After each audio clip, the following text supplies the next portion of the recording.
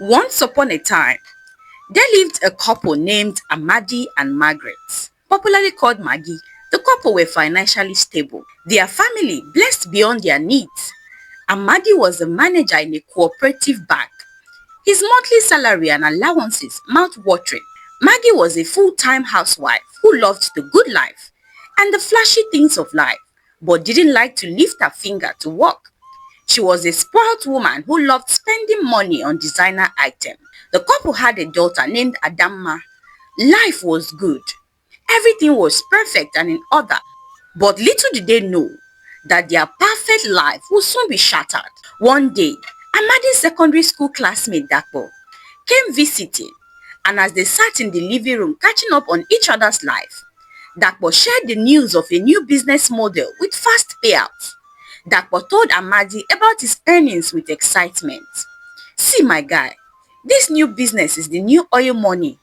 I said let me just try it with small money. I invested 100,000 and in 3 days, my money doubled. See my wallet, I've made over 300k plus my capital."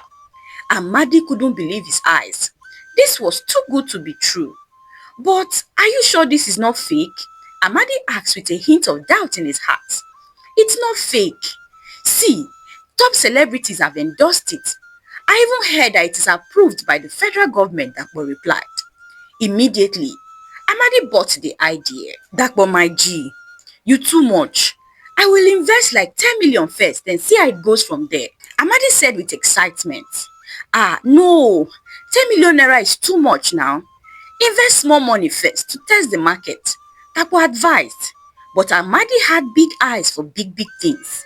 He didn't listen. That evening, Amadi told Maggie about the business model in town that is making people millionaires overnight. Maggie encouraged him to put all his money there. She too had big eyes for big things. She had started calculating prices for designer bags she saw on Instagram last week. She had started planning her next vacation. That was how Amadi gathered all their savings, which ran into millions, and invested it into the business, ignoring his friend's advice to start small. A few days later, Dakpo checked his wallet and was shocked to his bones. His investment had doubled, just like Dakpo said. Amadi was overjoyed. He excitedly told his wife about it, and they celebrated. Money has come. The couple wanted more, so they both decided to invest more money into the business. That week, Amadi used his pen and computer to corner some customer savings and invested it. After a few days, he got double in return. Amadi was now swimming in money. Nothing could touch him. At this rate, his early retirement was on the way, he thought. But he wanted even more. And what do they say? That greed is the fastest way to doom. A few days later, Amadi manipulated the figures in his office and cornered a huge chunk of money in millions with the hope of returning it in 3 days. But things does not always go as we plan in life. One morning, Amadi woke up with excitement, his adrenaline pumping. He was going to be rich, he thought. Amadi had planned to retire from his job after he withdraws his investment this time. That morning, he picked up his phone and opened the business site, but he was greeted by something strange. "Due to high traffic, this site cannot be reached at the moment. Please try again later." Amadi's heart dropped to his stomach in fear. He let out a loud piercing shout that shook the entire house. His shout attracted Maggie, his wife, who was getting their daughter ready for school downstairs. Maggie panicked and rushed to their bedroom. "Amadi, what is it?" she asked in panic. "Maggie, see! My money, oh!" Amadi said, showing his wife the website. "Amadi, you almost gave us heart attack. It said due to high traffic, this site cannot be reached. It means that plenty people are now into the business. Relax and try it again later," Maggie advised. But Amadi couldn't relax. If he doesn't get his money back in 3 days, his bosses would notice the manipulations he did on the numbers, and he will go to jail for a Bensley funds, that's for sure. Amadi was restless throughout that day. He kept checking his phone and iPad every minute, but nothing. That evening, he called Dakpo. "How far, Dakpo? My wallet is not opening since morning. I'm worried. My small money is still inside. He lied. Yeah, I noticed. But I heard they are doing a system upgrade since their users have increased. I'm sure it will be back up in no time, Dakpo said. But I hope you didn't put big money. Oh. No, Dakpo, it's just small change that I put. After that call, Amadi felt a bit relieved, but he kept glancing at his phone all night. His wife Maggie too couldn't sleep. They both held their phones on their hands, checking for the site to open. The next morning, Amadi got a call from Dakpo. Hello, Amadi. Turn on the news, he said anxiously over the phone. The news? What happened in the news? Omo, I just saw in the news that our business has crashed oh, and many people invested millions into the business. I'm worried for you, my guy. But thank God you didn't invest big money. Amadi froze in shock. His mouth fell open on their own volition. Cold sweat broke out on his skin. All his savings and the savings of many customers were at stake. No, maybe it's a prank, he thought. Amadi picked up the TV remote with shaky hands and turned on the TV. And yes, it was not a prank. The business had collapsed with his millions. Amadi couldn't scream. It was as if his airway was restricted. He couldn't breathe. Suddenly, his vision became blurry and he fainted on the floor in shock. Hours later, Maggie returned from the market and she was shocked to see her husband passed out on the floor. She quickly rushed him to the nearest hospital. When Amadi regained consciousness, he found himself on a hospital bed with his wife bawling out her eyes beside him. It was then reality hit him like a brick in the face. Everything was gone. Amadi let out a loud shout. Maggie, I'm finished. My money. My money is gone, he wailed bitterly. Amadi, which money is gone? Maggie asked with confusion. Maggie, the site has crashed with all our money. Eh? Everything? What about my vacation money? And the money for my Becky's bag? I have already collected account details, oh. Amadi turned to his wife in shock. Maggie, I'm talking about millions that I took from the bank and all our savings. And you open your mouth to talk about vacation money. Eh, Maggie? Where did I go wrong in marrying a foolish woman like this? Amadi lamented. But his troubles were just starting. A few days later, Amadi was arrested and he confessed that he invested the money in a business that failed. Amadi's house, cars and all his assets were seized and liquidated to pay for the money he stole. But it was barely enough to cover half of his debt. Maggie and Adamma were thrown out of the house and they had to stay with Dakpo and his family in their tiny apartment downtown. After spending weeks in police custody, the bank management decided to let him go. He was better off out of jail. At least, there was hope of him repaying back his debt. Before Amadi was released, they made him sign an undertaking to pay every penny he owed, and if he doesn't pay it in his lifetime, his children and grandchildren will pay until every dime is repaid. That was how Amadi, who had a stable job, good home, and perfect life was reduced to a pauper on the streets with no job, no house, nothing.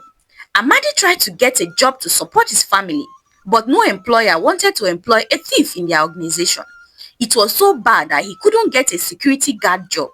That was how Amadi, his wife and his daughter went back to the village with nothing but a few clothes in their luggage to live with Amadi's poor aged mother in the small abandoned village house with no electricity, no running tap water, just an old house with large cracks on the wall. I know you might be wondering, but Amadi was a rich man. Why didn't he take care of his mother? Well, Amadi was only rich in the city. His wealth never reached his poor mother in the village. Life in the village was tough on Amadi and his family, especially his wife Maggie. She was used to having house help do all the house chores. She was used to living in a mansion, laying on a large bed with soft bed sheets and duvet imported from Dubai. But how her life had turned around drastically, for the worse I must say. She was now chilling with the village mosquitoes and using a potty to ease herself at night because the pit toilet was far from the main house. Every morning, Maggie would wake up early, sweep the dusty floor, cook food with firewood, fetch water, with jerry can from the community tap, which was miles away from the house, just to be able to get her daughter Adamma ready for school. As the weeks passed, Maggie's frustration boiled over. This was not the life she envisioned for herself. She was tired of this life. One day, when Amadi had gone to work and Adama had gone to school, Maggie quickly wrote down a letter and placed it on the table where Amadi would find it. She packed a few clothes and told her mother-in-law she was going to the village market to get foodstuff. Maggie eloped to an unknown destination, leaving her husband and child and the suffering behind. When Amadi got home that evening, he couldn't find his wife at home.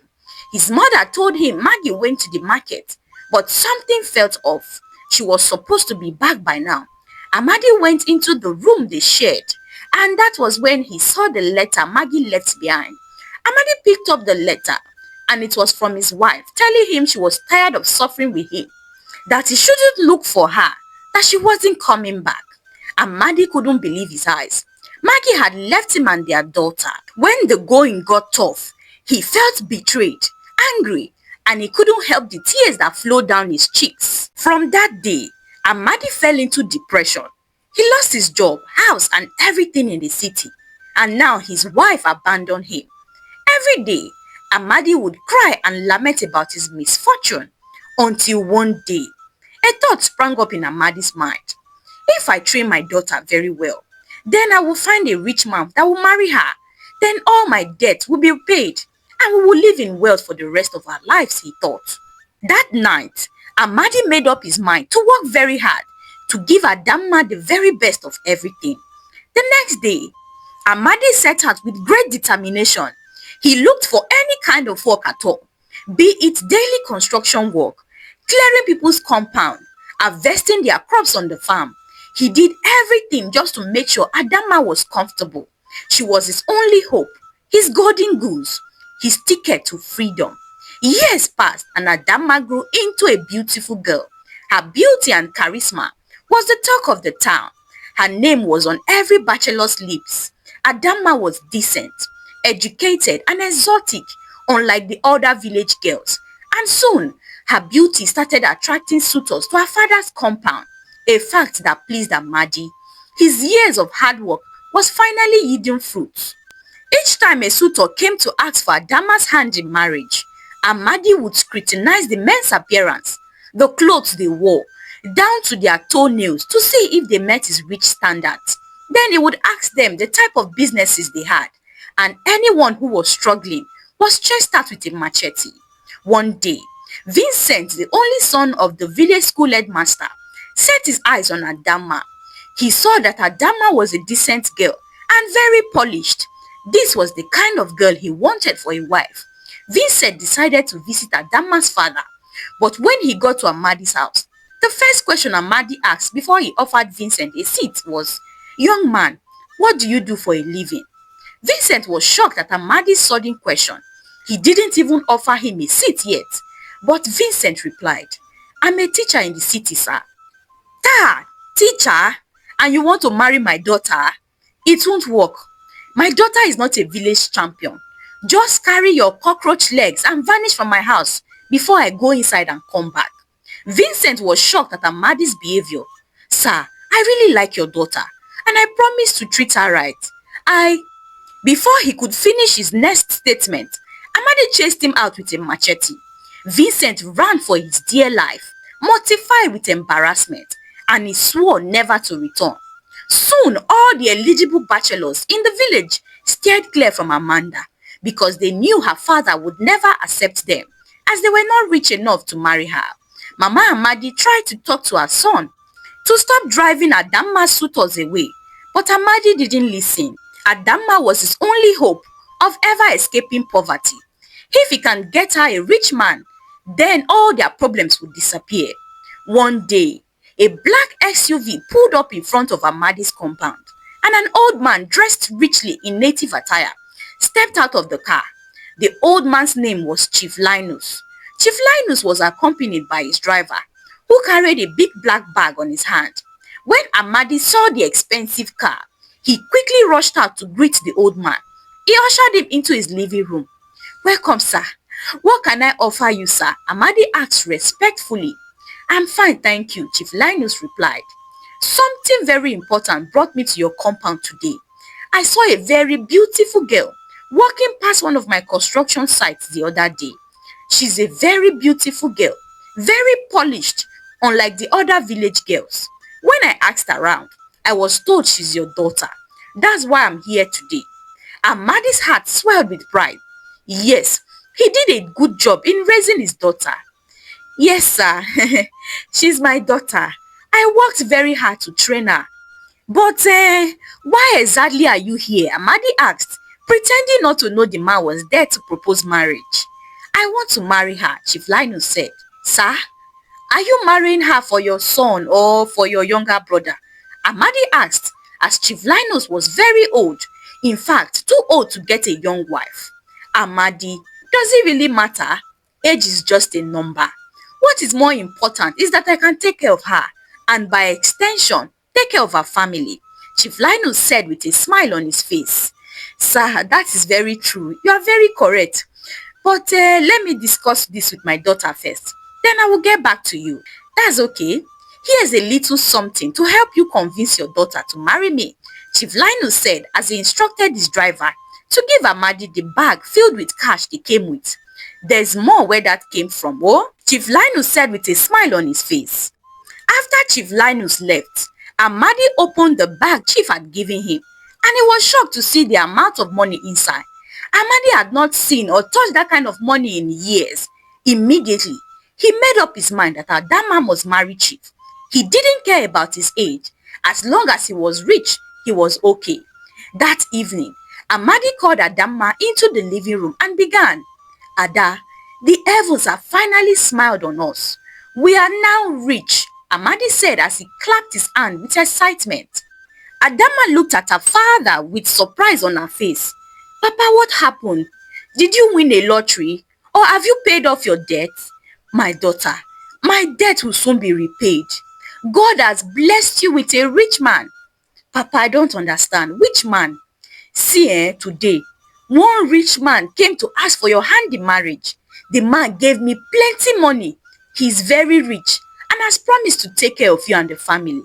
And you accepted him without informing me? Adama snapped angrily. Papa, I'm not ready to get married though. That's why I never complained when you chased the other suitors away. My daughter, you must marry him. This man is our way out of poverty. He will give you a comfortable life and help me pay off my debts. You must marry him, oh, Amadi insisted. That evening, Adamma stormed out in anger, but her father's mind was made up. A few days later, Chief Linus came back with gifts and more money, and Amadi told Chief that he had accepted for him to marry Adamma. That was how they started planning the marriage ceremony against Adamma's wishes. When Adamma heard that a wedding date had been set for her to marry the strange man, she didn't even know. She was angry and devastated. She tried to talk her father out of it, but he didn't listen. Instead, he emotionally blackmailed Adamma. My daughter, I have suffered to give you the best. Sometimes I went to bed on empty stomach so you can eat the best food. Please marry this man. Pity your father and grandmother. If you don't marry him, who will help me clear my debt, eh? Ada, help your father. Don't put me to shame, oh. Papa, are you asking me to sacrifice my future and joy for money? I don't even know this man. I don't love him. I had plans for my future. Ada, I've made sacrifices for you. Now it is time for you to do the same for this family. What is your future without money, eh? You must marry Chief Linus. End of story. Adamma thought about running away, but that would mean more trouble for her family. And who will take care of her aged grandmother when she leaves? Her father too will be more devastated. He never recovered after her mother left him years ago. And truly, the man had worked so hard to make sure she had the best. She couldn't bear to see her father in more pain. Adamma thought about the matter long and hard. And finally, she agreed to the marriage. She agreed to sacrifice her happiness for her family to live a better life. On the day of the marriage, Adamma was shocked to see that the man she was getting married to was an old man, old enough to be her grandfather. Adamma was sad and devastated. She had hoped he was a fair-looking man she would learn to live with and tolerate, but her hopes were dashed, her dreams and future ruined. It was too late now. She was already married to him. Adama couldn't help the tears that streamed down her cheeks. This was not how she had envisioned her life. She looked at her father, who was grinning from ear to ear with happiness, and she felt hatred and anger towards him. He knew this man was very old, yet he forced her to marry him. She vowed never to forgive. After the wedding celebration, Chief Linus took Adama to the city. The drive to the city was awkward and silent. Adama's stomach turned in anger and pain at the thought of living with this old man as his wife. But she didn't dare show it. She just sat there close to him with her heart pounding vigorously in her chest. When they got to the city, the car pulled up in a lavish mansion. Chief Linus took Adama to a lavish bedroom in the mansion and said, "My daughter, feel at home. You are in your husband's house now. If you need anything, tell the maids. They would serve you." Adama couldn't answer with her words. She only shook her head nervously. That night, Adama couldn't sleep. She sat on the bed fidgeting. What if Chief came back and asked her to perform her marital duties as a wife? The thought of Chief touching her almost made her vomit. Different thoughts went through her head. Is this really her life now? The wife of an old man? She cried bitterly. If only she knew what fate had in store for her. The next morning, Adama quickly took a bath and dressed up. She decided to be useful around the house. Maybe if she cooked and cleaned, she would feel less anxious about her situation. She went downstairs to the kitchen to help the domestic staff, but they all declined. "Madam, no, you can't do this. So, if Big Daddy sees that you are helping us, we will lose our job," one of the cleaners said. Adama was frustrated. She wasn't used to sitting idle. Now she was in this big house with nothing to do. That morning, Chief Linus called Adama into the living room and began, "My daughter, I know you are still shocked and surprised by the whole ordeal from yesterday, but all is in order. You see, my grandson Fortune is in America. He's coming back today. He is your husband." "I don't understand, sir. Am I to marry both you and your grandson?" Adama asked with a puzzled look on her face. But Chief only burst into laughter. "My daughter, I knew you were a brilliant girl the moment I saw you. But to answer your question, you are not marrying me and my grandson together. You are marrying my grandson. So you are my daughter-in-law or granddaughter-in-law." Adama was shocked at Chief's revelation, but at the same time she felt relieved. At least she wasn't married to an old man old enough to be her grandfather. But then again, why would Chief Linus marry a wife for his grandson? Was he blind or handicapped? Adama wondered. "But sir, why me?" Adama asked. "Why not you, my daughter? You might not remember, but a few years ago when I first came to your village to buy a property, my driver and I got lost on our way. You were the first person we met, and you gave us directions with patience. It really touched my heart, my daughter. That day, I asked about the Nwoko property close to the boundary, and you took your time to explain to me. You warned me not to buy the land because of family disputes over the land. You advised me to get land from the Okoyes close to the palm tree plantation. And guess what, my daughter? I did some digging, and you were right. I would have lost a lot of money on the Nwoko properties if I hadn't met you. It was then I decided that you must be part of my family. My grandson needs a smart woman by his side," Chief Linus revealed. Adama was surprised, and she had completely forgotten about that encounter. That evening, when Fortune got home from the airport, Chief Linus introduced Adama to his grandson, Fortune, and immediately, Fortune was smitten by the woman his grandfather had married for him. At first, he hated the idea of his grandfather picking a wife for him. But after he saw Adama, all his fears and doubts melted away. She was perfect, and Adama, she didn't feel anything towards Fortune at first. She was just grateful that he wasn't bedridden at least. Fortune was a sweet, patient man, soft-spoken and handsome. He treated Adama with respect and love, and before you know it, Adama fell in love with her husband. Though she was angry at her father for selling her off to an old man, but at the end, it all turned out for good for her. She couldn't have asked for a better husband. She forgave her father and helped him clear off his debts. Adamma brought her grandma to the mansion to live with her so she can take care of the old woman who was there for her when things got tough for them. I know you might be wondering about Maggie, Adamma's mother. Well, she returned to the village in shame with nothing but the clothes on her back. Her rich young husband, who she eloped with many years ago, abandoned her for a younger girl since she couldn't bear him a son. With nowhere else to go, she returned to the village to beg Amadi to take her back. But Amadi refused and chased her out of his house. Adama was angry at her mother for abandoning them when they had nothing. But Grandma pleaded with her to forgive her mother since she was about to become a mother herself. So Adama forgave, and she gave Maggie some money to establish a business for herself, far away from them. She didn't want her around. That was the last act of kindness she showed Maggie for giving birth to her. Adama and Fortune later had two children together, and Adama was grateful for her husband and family and how the situation that was meant to break her turned to a breakthrough. Thank you for watching. Hi lovelies, what do you think of this story? The moral of this story is that we should be careful with the kind of businesses we invest our money into. Not all investments are genuine investments. Many lives and future have been destroyed, home ruined because of get-rich-quick schemes. What morals have you learned from the story?